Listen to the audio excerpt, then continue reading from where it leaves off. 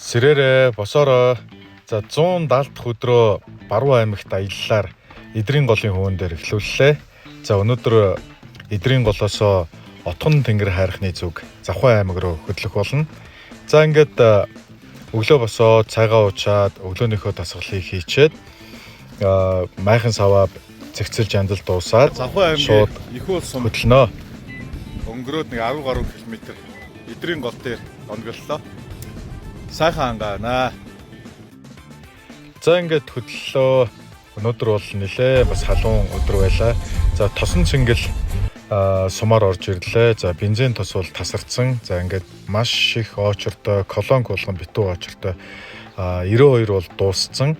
За ингээд евро олоо өгж байгаа юм байна. Гэхдээ ер нь л бол хэцүүхэн байна. За бид нар бас бензин тос гайгүй байсан учраас Завхан аймгийн төв рүү ороод ирлээ. За евро 3870 төгрөгөөр худалдаж авчаад Завхан аймгийн төвөөр орж аймгийн нэгдсэн захаас бас нэг эдээ удаага чихэр жимсээ сэлгэж аваад хөдлөгээд орлоо. За октоуддаа цайрамг авч өгчөөд өөрөө нэг хэдэн өдрийнхөө жимсийг худалдаж аваад шууд Отгон тэнгэр хайрхны зүг хөдлөлөө. За Отгон тэнгэр рүү хөдлөхөд зам бол Отгон сумаар явах нэг зам байгаа. Аль эсвэл богдын голоо өгсөөд ер нь голоо өгсөөд арай дутуу замаар орох гэсэн ийм хоёр сонголт байгаа. За бид нар богдын гол өгсөөд явъя гэдэг сонголтыг хийлээ. За ингээд богдын гол бол үнэхээр тунгалаг маш үзэсгэлэнтэй байгальтай маш сайхан газар байдаг юм байна гэж та бүхэндээ бас хэлмээр байна. За ингээд богдын голыг өгсөөд явж байхад богдын хүрхрээ гэж байх юм байдаг юм байна. За ингээд даян цуслан Отгон амралт энтергээд. За бид нар богдын хүрхрээ үзэхээр дээшээгээ шулуудаад хүрээд ирлээ. За ойролцоогоор 30 орчим километр аймгийн төвөөс байсан баг. За ингээд энэ усан цахилгаан станцын үүдэлтэй хүрхрээ хөөрхөн хийсэн байна. За энэ хүү хүрхрээн дээр бид нэр зураг өргөө авахулчаад за ерөөсөө богдын гол маш сайхан тунгалаг цэвэрхэн гол учраас жоохон доошлоод уруудаад богдын гол дээр хонохоор шийдлээ. За ингээд уруудаад богдын гол дээр ирлээ. Майхан саваа хурдхан шиг угсраад энд загас элбэгтэй гэсэн учраас өөрийнхөө хийх үүрэгтэй ажлаа хийж дуусгаад шууд л уурга угсрлаа. За ингээд богдын гол дээр нимп угсраад нимп шидлээ.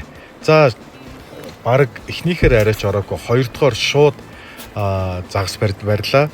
За нилээн бас үзээтэй байлаа шүү энэ.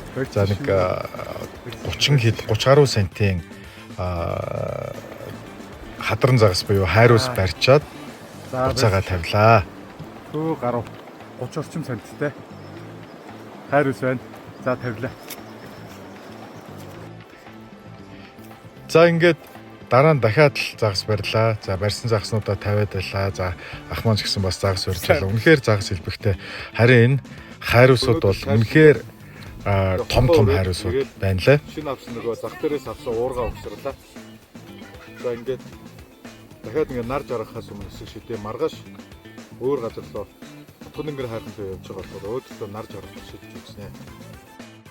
За ингээд цайгаа уучаад намайг загас барьсан биш манай дүүнэр бас дагж байлаа. Ингээд амьдралынхаа хамгийн том хадран загсыг барьлаа. Хайрус барьлаа да. Гэвч одоо миний барьсан хайрусны рекорд байгаа. Юу вэ? Санжраа гэсэн шүү дээ.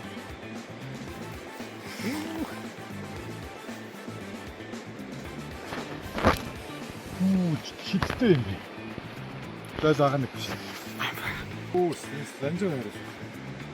Нэг 240 гаруйтай. Хоёр.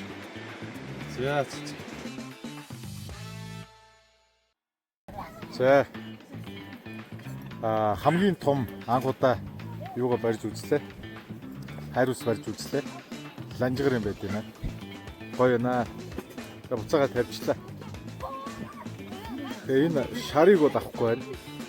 Хар улаан сүлтэй нимп бол авч байна. Тэгээд тэр харыгаас үл алдчихлаа. За ингээд оройныхоо дасгалыг хийгээд сэтгэл хансан хүн би одоо сайхан амарлаа. За бүгдээрээ сайхан амраарай.